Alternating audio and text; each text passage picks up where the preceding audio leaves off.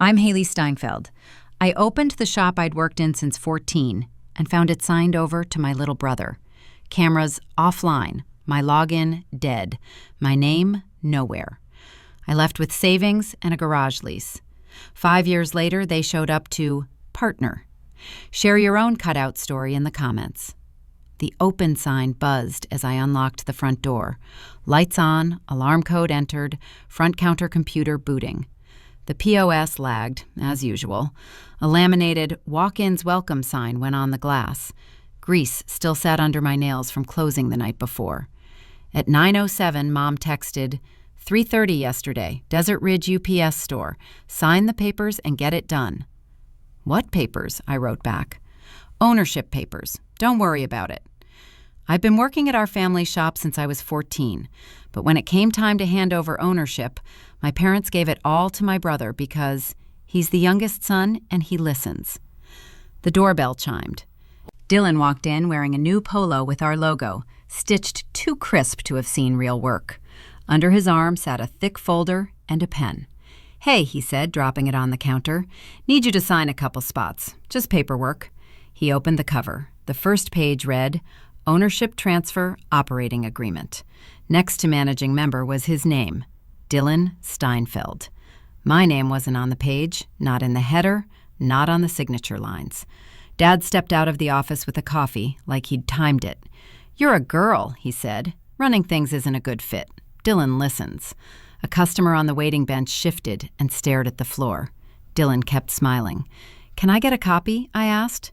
He flipped one page, showed a wall of paragraphs, then snapped it shut. Later, we're in a rush. Above the office door, the security feed blinked and went dark. A red icon flashed, then held. Dylan didn't glance up. Since 14, I said, I schedule the bays. I deal with suppliers.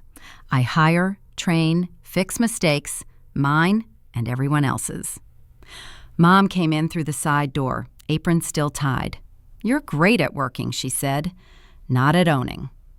Dylan leaned closer, voice low like he was doing me a favor. You're still our key employee, he said. I'll consider a bonus. That landed wrong on purpose, like being told you're invited to your own funeral as staff. One question came out anyway. So today, what am I? I asked. Your daughter or your employee? Nobody answered. Dad sipped his coffee. Mom looked at the folder. Dylan clicked his pen once, slow. The shop phone started ringing. The caller ID showed a fleet account. Dylan let it ring, watching me instead.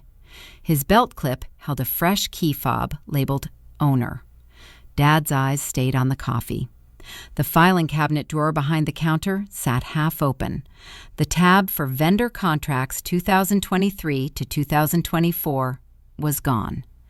Dylan held out his hand. Keys, alarm code. My phone vibrated twice. 2 emails hit back to back. You've been removed as an authorized user. Payroll status, terminated. The keys were still in my palm when I walked into the Phoenix heat, and Dylan stepped close enough to take them. The next morning found me in my parents' driveway with empty pockets and a phone that wouldn't stop buzzing. The family group chat had gone dead. 2 aunts had messaged me privately. Don't make this a big thing. Your dad's stressed. Be the bigger person. A supplier called before I even got out of the car. Just confirming Dylan Steinfeld is the signer now, the rep said. Since when? I asked. Today. A regular customer texted right after. Heard you quit because you were jealous. True? By the time the engine cooled, another vendor left a voicemail. Dylan asked us to reroute invoices. Who should we bill for the back order? Even my cousin had removed me as admin on the family chat, like I'd stolen the emojis. That was new to me anyway. The phone went face down in the cup holder, and I walked to the front door. Mom opened it before I knocked. Dad sat on the couch with coffee. Dylan was at the dining table, folder open, pen ready.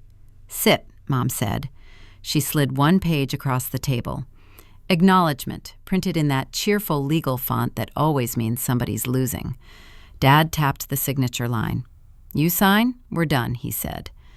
The page said Dylan was the sole owner and decision maker. It also said I agreed I had no claim and no authority. One sentence was bolded. I would not interfere with operations. My hands stayed on my knees. "What do I get if I sign?" I asked. Mom answered like she'd rehearsed it. "You get to keep working here, if Dylan agrees." Dylan lifted his palms, all innocence. "I didn't want it to be ugly," he said.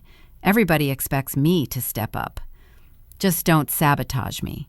Dad nodded at that like it was proof of character. "See? He listens." I pushed the paper back across the table. "Then he can listen to me not signing," I said. Mom followed me onto the porch, voice low. "You're forcing us to choose." The car started. That was something, at least. Marisol Vega called while I was merging onto the freeway. "Meet me at the fleet lot," she said. "Bring whatever you've got." Her lot sat behind a warehouse near Tempe, lined with numbered vans. Marisol didn't ask how I felt. She pointed at the acknowledgement on my passenger seat. "What do you have in writing?" she asked. "Nothing that helps," I said. "Just this." She scanned it once and handed it back like it was wet. "Your family runs a business like they're auditioning for court," she said. "Too bad they forgot the evidence part." A mechanic yelled her name from across the lot. Marisol waved him off without looking away from me. "Don't fight with feelings," she said. "Collect proof. Emails, logs, dates. If you want to survive this, you need a file." Back in the car, I opened the shop's security app. Most of my access was gone, but the system history still loaded. One entry hit like a brick. The office video feed had been manually disconnected yesterday, right when Dylan walked in with that folder. A new text from Dylan arrived before I could screenshot it. "Sunday, 6 p.m., family meeting. Sign and we're done. Don't sign and you chose to leave." I pulled up the photo I'd snapped of his paperwork. In the corner of one page, a line peeked out from under his thumb. "Personal guarantor, H.S." My finger hovered, then hit call on my credit union as the dash clock flipped to 5:59. At the credit union counter, I slid my ID across and asked the teller to pull my alerts. She squinted at her screen. "Ms. Steinfeld, did you just open an equipment financing account?" "No." "For lifts or diagnostic tools?" A balance appeared next to my name. I asked her to print whatever she was seeing. "There's a personal guarantee attached," she said. The signature looked like mine until you actually read it. The strokes were slow, like someone copied my handwriting from a form. My name was correct. The hand wasn't. "That isn't me," I said. "Are you sure?" "I sign checks, I'm sure." She started a fraud note and pointed to the lender's contact. In the parking lot, I called. "Equipment Finance, Ron speaking." "My name is Haley Steinfeld. I need the full application packet for the account under my name." "That's tied to Steinfeld Auto." "Send it anyway." I asked for the scans, the timestamps, and any login trail tied to whoever submitted it. He took my email, then added one line that made the air feel thinner. "If you didn't sign, file a police report."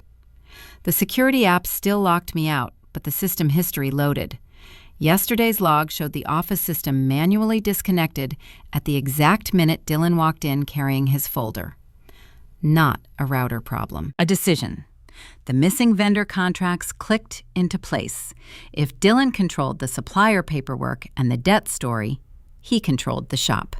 My inbox pinged with an email from him, copied to 2 vendors. "Stop contacting customers and vendors. You are no longer authorized. Any further interference will be treated as harassment and tortious interference." No greeting, no signature, just legal words like a door slammed without a sound.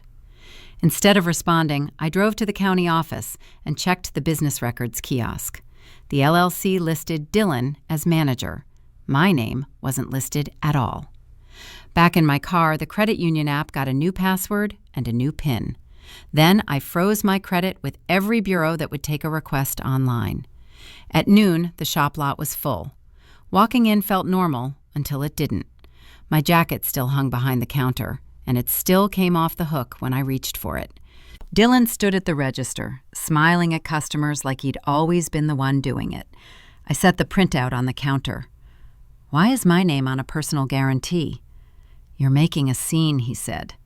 "I'm asking a yes or no question." Mom appeared at the bay door. "Lower your voice," she said. "You're embarrassing us." Dylan lifted his phone. "Hi," he said, loud enough for the waiting bench. "Yeah, there's a trespasser here. My sister. She's refusing to leave." A uniformed officer arrived and asked me the question Dylan wanted him to ask. "Ma'am, do you work here?" "I just got promoted to a stranger," I said, holding up my phone with the termination email. Dylan waved his folder. The officer glanced at it, then at me. "Take your belongings and go," he said. Kyle, one of our techs, jogged after me as I reached my car. "They told me to give you this," he said, handing over a sealed envelope. The return address matched the letterhead from Dylan's email. The first page said cease and desist. The second page listed Sunday, 6 p.m. signing, like it was an appointment. The patrol car rolled out of the lot a minute after Kyle slipped back into the bays. The cease and desist packet rode shotgun. I drove until the gaslight nagged, pulled into a strip mall, and reread the pages with my phone on silent. An 800 number called. "Ms. Steinfeld? This is Haley. Collections. We're calling about your account with Southwest Equipment Finance. Your payment is past due." "There shouldn't be an account," I said. "Our file shows you as the personal guarantor." "That signature isn't mine." "Then you'll need to dispute it with fraud. Until it's resolved, the balance remains your responsibility." She gave me a case number. It went on the back of Dylan's letter. The credit union called next. "We've placed a temporary hold on your checking account," the rep said. "Why?" "Because you reported identity-related fraud. We have to review." "I didn't report my checking account." "It's connected. The hold is standard." The rep used the phrase dispute fraud review twice, like repetition could soften the hit. Rent was due in 6 days. My savings wasn't huge, but it was mine, and now it sat behind a policy I couldn't negotiate with. Texts from relatives came in like warnings, then stopped. "Your mom is crying. Don't embarrass your dad." A cousin wrote, "Call me when you calm down," and my replies never delivered. A supplier emailed that afternoon. "Per Dylan Steinfeld, please confirm all future approvals will be issued by him. Haley is no longer authorized." A fleet customer followed. "Dylan said you walked out. Hope you're okay."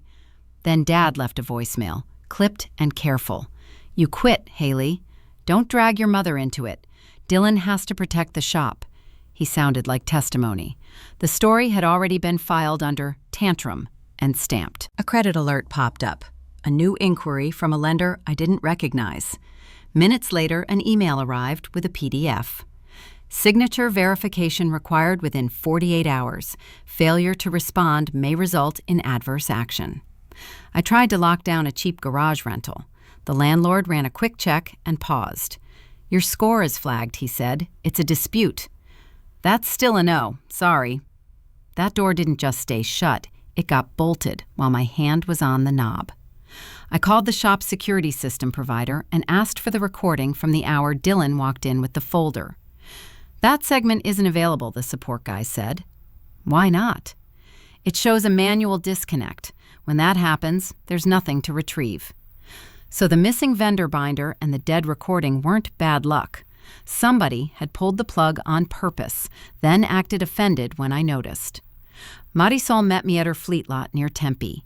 No hug, no pep talk, just a legal pad with 3 lines in block letters. File identity theft. Get the original financing packet, scan, submission details, whatever they have. Find anyone who was there when the system went down. "What if nobody talks?" I asked. "Then you build it without them," she said. "Paper beats family stories." The cease and desist packet went into my bag with the credit alerts, the case number, and the lender's contact. Instead of driving back to my parents' house for another round of bargaining, I headed downtown and parked outside the police station. Glass doors opened with a hiss. The line moved slow. My hands shook around the envelope, but my face stayed flat. The doors closed behind me, and Mom's text arrived. "If you do this, you don't have a home." The screen went dark when I pressed the button, and the phone disappeared into my jacket pocket.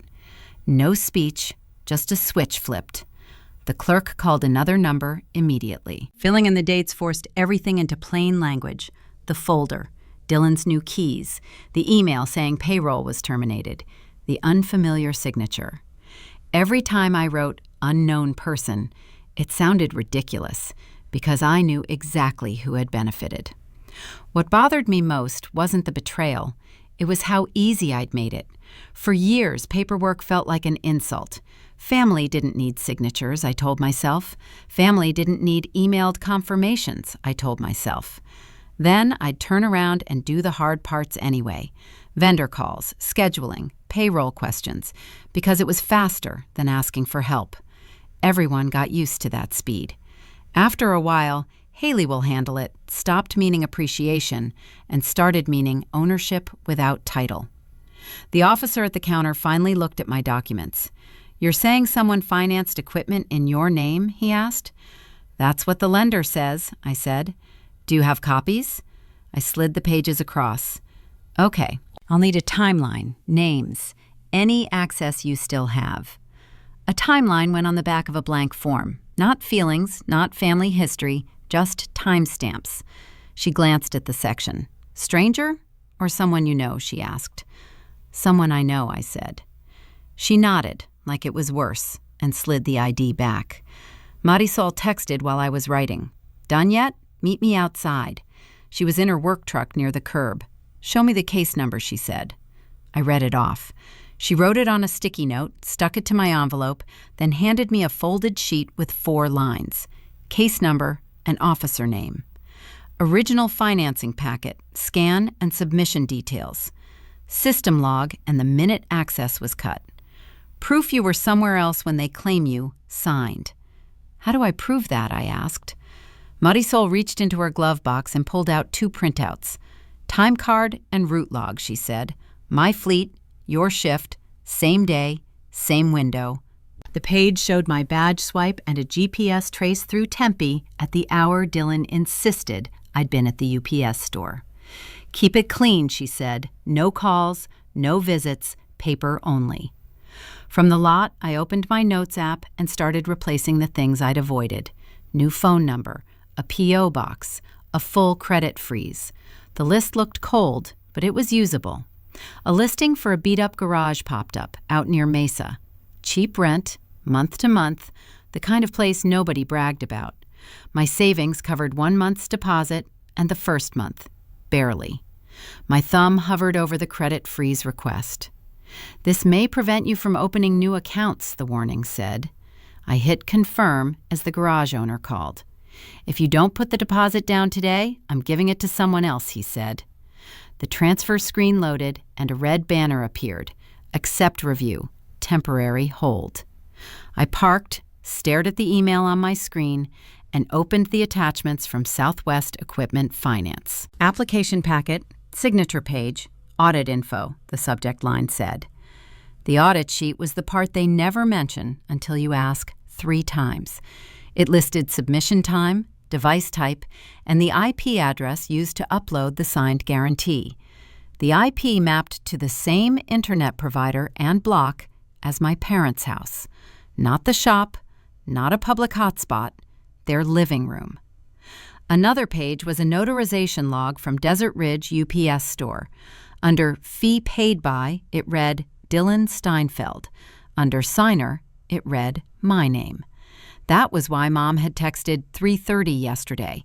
The appointment wasn't for me, it was for my identity. A third document showed a smaller account opened months earlier, a line of credit with a limit low enough to hide. Same personal guarantee language, same wrong version of my signature. My phone rang. Ron from the finance company answered when I called back.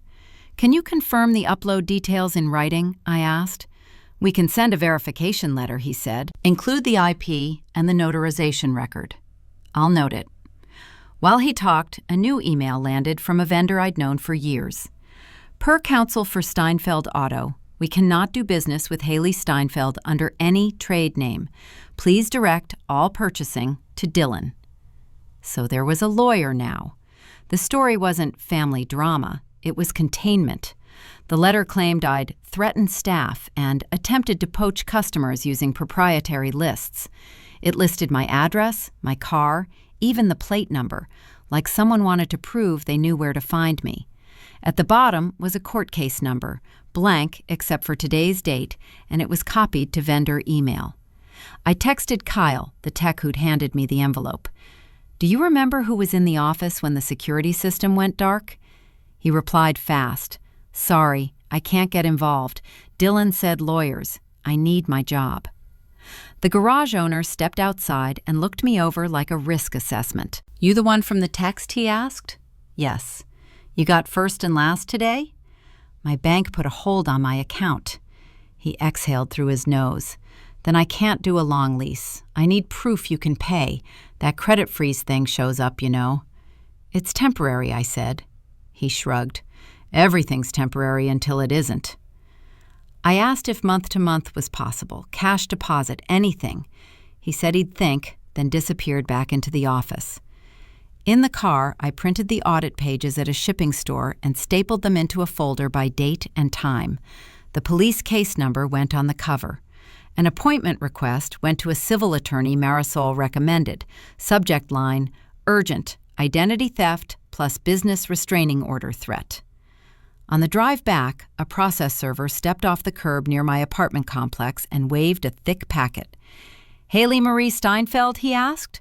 My key was still in my hand when he placed the papers against my chest. The first page read, "Temporary restraining order hearing, date, time." My phone buzzed again with a calendar alert.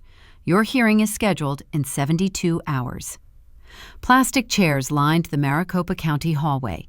People in suits walked past like they had somewhere better to be. My folder had 4 tabs and a sticky note with my police case number. I sat with a folder on my lap, color tabs sticking out.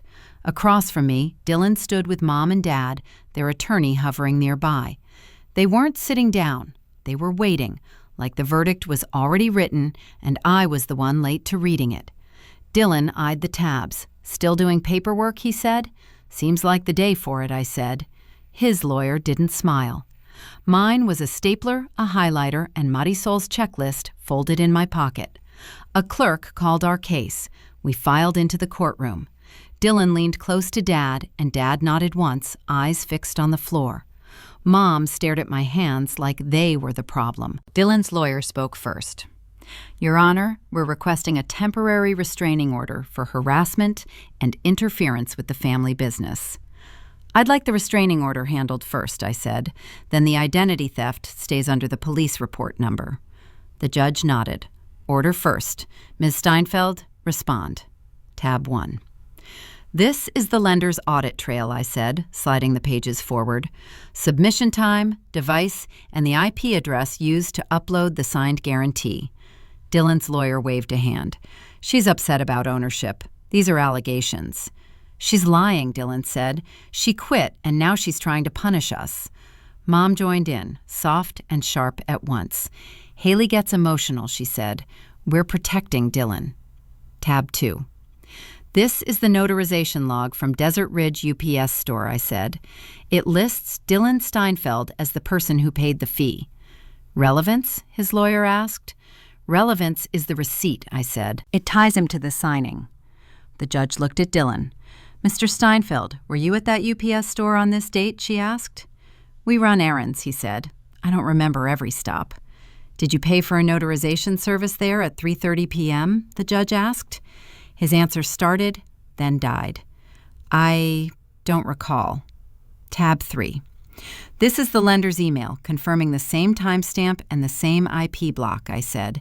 "It matches my parents' home internet, not the shop." The attorney tried to pivot. "Even if she disputes the signature, she's been contacting vendors and customers." Tab 4. "My time card and route log from Marisol Vega's fleet," I said. "It shows I was at her lot during that notarization window." A gate receipt and a security sign-in printout went down beside it. "Third-party records," I said. "Not my story." Dylan's lawyer asked for a recess. "Denied," the judge said. "Mr. Steinfeld, answer plainly. How could she be notarized there if she was clocked elsewhere?" Dylan stared at the table. Dad cleared his throat. We thought it would keep the business steady, Dad said. The judge flipped back to the petition. I do not find credible evidence for a restraining order, she said. It will not be granted. Attempts to use filings as intimidation can carry consequences. The attorney went still. Dylan's jaw worked. On the way out, he tried again. It's just family. Yes, I said, setting the packet down on the clerk's counter. And this is the family paperwork. My phone buzzed in the hallway. Account hold released. A clerk called after me. Ms. Steinfeld, sign for the order, the clerk said. I signed, took the stamped pages, and walked out with my account finally unfrozen. For once, usable. That money didn't buy closure. It bought a lease and a roll-up door. The garage sat behind a tire shop in Phoenix. The landlord handed me one key. Don't block the alley, he said. The door groaned open to cracked concrete and a single light. A list went up on the wall with painter's tape. Lease, city license, insurance, parts account, used lift, trash pickup. Under it, rent due every month. I left my parents' place with a duffel bag and the savings that survived the fraud hold. No shop name, no customer list on paper, no equipment worth mentioning.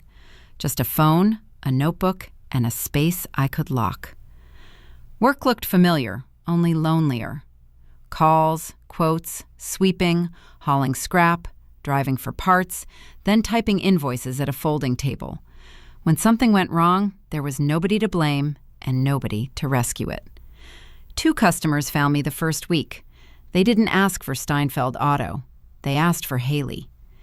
Is this Haley? One voicemail said. Good. I'm bringing my truck. I don't want anyone else touching it. Marisol didn't hand me sympathy. She handed me a timer. 30 days, she said, sliding a simple fleet agreement across her desk. Keep my vans moving. Then we talk. That contract paid for a used lift on a monthly note. It also forced me to price like a business, not a daughter trying to prove a point. When the schedule jammed, Ben got hired. He showed up early and asked where the broom was, which was exactly the right question.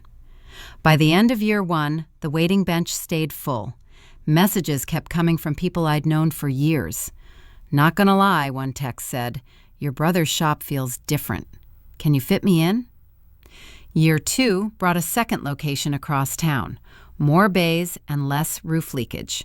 Year 5 brought a third, plus a call from a broker who didn't bother with small talk. Steinfeld Auto is for sale, he said. Assets and the name. You want it? Vendors had watched the old shop slip. Late payments, rushed work, staff turnover. The offer wasn't sentimental. It was math. A week later, Dylan and my parents asked to meet at my newest shop after hours. They arrived like they were doing me a favor by showing up. Dad tried the soft voice. Family is still family. 3 documents went on the table. Non-disclosure, I said. Non-disparagement, non-compete. Mom stared at the stack. This is how you treat us? This is how I keep the business clean, I said. Dylan skimmed the signature lines. So we're partnering? We're selling, I said. They signed, I signed. Escrow paid out what was left after debts and fees, and the non-compete shut the door on any quick comeback. Dylan wasn't the owner anymore. He was just a guy with a pen and a problem. At the grand opening under my new sign, they stood on the sidewalk and stared up at my name. Dylan's mouth twitched. At least I work for the family brand now, he said. Yeah, I said, sliding him the employee handbook. New family, new contract. The old shop keys arrived in a plain envelope. I dropped them into the reception desk drawer and pushed it shut. My hand stayed on the handle when the bell rang, and I turned to greet the first customer while Dylan still hovered outside the glass.